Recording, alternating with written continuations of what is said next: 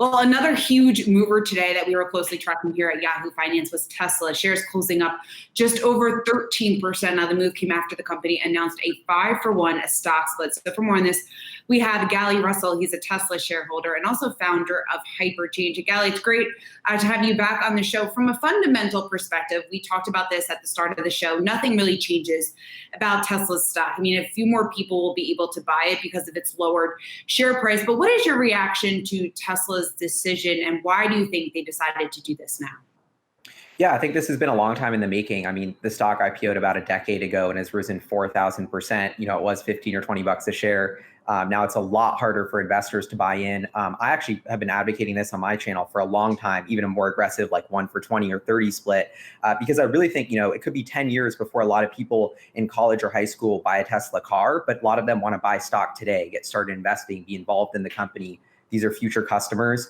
And I got a ton of like feedback from really young subscribers to my YouTube channel being like, man, I wish I could buy into Tesla, but I can't afford it. And so I really think this is an awesome move where Tesla, we've seen them, you know, lead in a lot of different ways for getting smaller retail investors involved, like on their conference calls and doing their part to sort of democratize the financial system. So I was super pumped to see them open this up and sort of, you know, give a win to the little investor.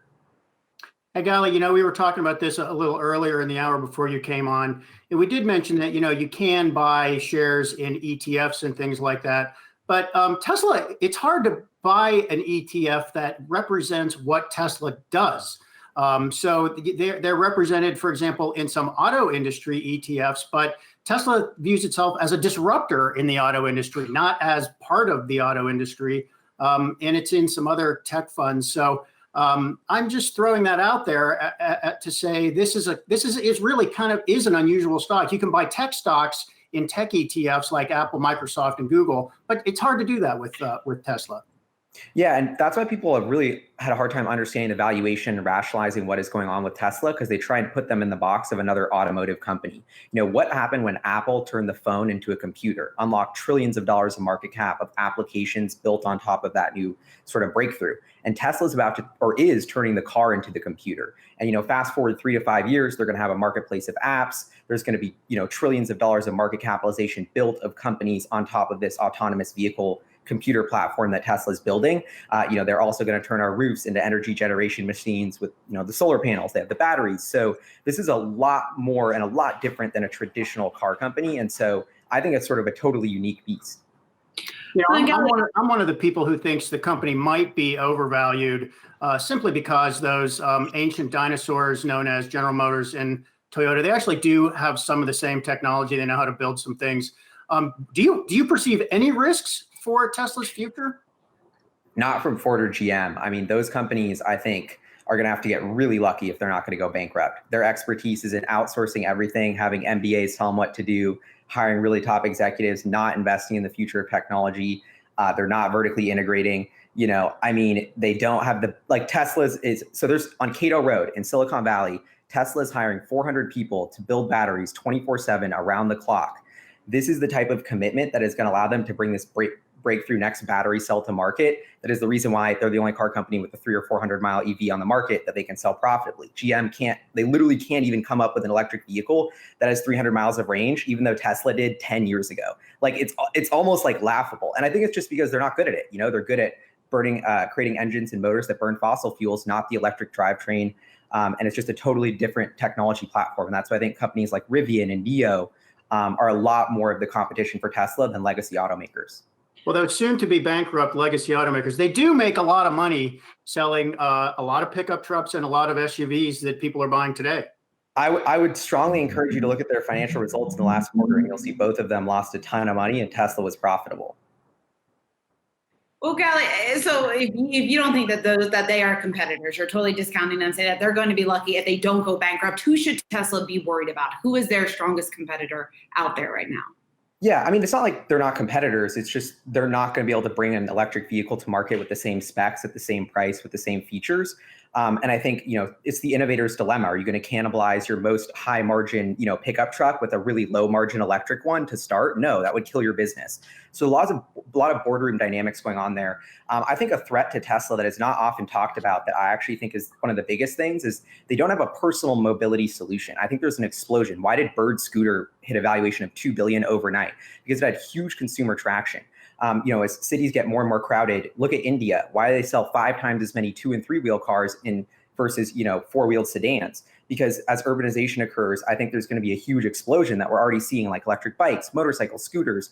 And maybe the car isn't the most efficient way to get people around a city anymore. 80% of car trips only have 1 people, but we have enough batteries and drivetrain to move around 5 people. That seems super inefficient. So if I was thinking about the biggest threat for Tesla, if I was meeting with Elon Musk about one thing we should add to our product roadmap and a strategy that we're not addressing, it's how do we address the personal mobility segment? This is a huge opportunity that's inevitably going to be a huge piece of how everybody gets around in cities. And Tesla has not announced an e-bike or an e-scooter. And so that's something I'm personally just super curious about. Can I throw in my own pet idea here and see what you think, Ali? I think Tesla should revolutionize lawn equipment. I'm talking about gas-powered, Shauna's laughing. She has some experience in the suburbs. I'm talking about gas-powered leaf blowers, gas-powered lawn mowers. They're noisy, they're obnoxious, and a lawnmower pollutes more than a car because it doesn't have any kind of filter on it. They're not required to have any kind of filter for the exhaust. So I think Elon Musk should get into lawn equipment. Honda does it. I love it, Rick. And so there's actually a startup called Ego, which makes like electric lawn equipment, which is doing really well. That's awesome. But I think this is a perfect analogy for why Tesla is so amazing. Everything is going electric, even lawnmowers, even leaf blowers, even airplanes and ships in 10 years. And so this new technology propulsion platform, everything burns fossil fuels to get around, to heat our homes, to do everything. It's all going electric, even leaf blowers. So that's why you have to think about this as way more of an opportunity than selling sedans or crossovers. They're going to semi-trucks, pickup trucks, batteries for the grid, electric bikes and scooters. Like this atomic unit of that new battery cell that they're building at that Cato Road facility I was telling you about in Silicon Valley, that is the code to unlocking everything, electric lawnmowers, leaf blowers, everything. And that's why to me, Tesla is so exciting. It's about, us all changing how we create, store, and use energy in society without fossil fuels. And that's really the bet that, that's really what Tesla's solving. Black & Decker already makes some of this stuff, but it's utilitarian. It's not sexy. Hey, Galli, I mean, this is interesting. I like all these ideas that are floating around what Tesla can do next. But in terms of their immediate obstacle, I think a lot of investors, the big question out there is how they're going to scale their battery supply going forward. And we have this battery event. I think it's a Battery Investor Day coming up. So I'm just curious just what you think they're going to announce and how much of their valuation really hinges on this. Yeah, so this is huge. And I think this is why Tesla stock is soaring, is because of this battery day. So I just put out a video on my channel last week that basically, I think it says what Tesla's going to announce. They're going to bring battery cell production in-house. They're already ramping this production. And what did they announce in between when I was last on Yahoo? This Austin factory. They confirmed they have their biggest factory ever in Austin, Texas, 2,000 acres, ecological paradise right along the river. It's going to be so, so awesome. They're going to be building the semi-truck and Cybertruck there. So if you think about those two vehicles, they're a little more rugged. They need a little more performance than a sedan because you really need that battery to move a ton of weight around super cost efficiently. And so I think this is the first perfect use case for that new battery cell they're coming up with, is to address this, unlock a massive new segment of pickup trucks and semi-trucks that they're going to be building out of that Austin facility. And so I think this is the big bottleneck on growth. Tesla, what are they doing? 25, 30 billion in revenue, maybe 50 billion in revenue at maturity with Shanghai too. But this Tesla Texas Terafactory that they're building in Austin is, 20 to 30 to 40, 50 billion additionally in incremental revenue as it scales. And so watching the pace of progress on this, I mean, they're building new factories in Shanghai, Berlin, Austin, all at once that are all going to be pumping out new cars in 18 months. I don't think they would be doing that if they already hadn't figured out a way to scale the battery production. So to answer your question, Shauna, yes, battery production and scaling that is the biggest constraint, but Tesla's signaling we're already spending billions on CapEx to build the cars because we already figured out how to build those batteries. They're just going to tell us how to do it at that investor event. Hey, Galli, one more real quickly. General Motors is going to unveil the electric Hummer this fall. Interested in that? No, not at all. Because how could you not be interested in the electric Hummer? Tesla builds their electric cars. GM outsources it to LG. It's a third-party off-the-shelf battery. All the electric, they're not a software company.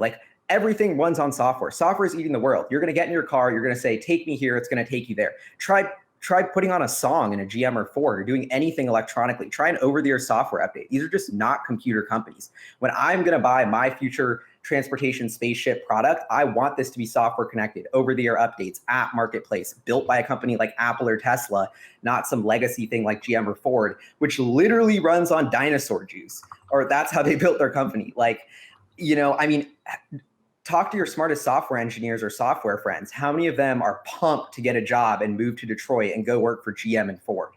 Zero. And that sounds simple, but a company is just a group of people. The smartest people in the world are flocking to code for Tesla, and nobody wants to code for GM or Ford. So that's why I'm not pumped about a vehicle where so much of my consumer experience is going to rely on how good those coders were. Dinosaur juice. I think that was my favorite line from this interview. But Galileo Russell, we have to leave it there. Tesla shareholder and also founder of HyperChange. Thanks so much for joining the show. Yeah, thanks for having me. Hey investors, Zach Guzman here. Are you interested in learning more about the markets and getting the latest financial news? Well, then click right here to subscribe to our Yahoo Finance YouTube channel. Get the latest up-to-the-minute market analysis, big interviews in the world of finance, and information on how to manage your money every day wherever you are.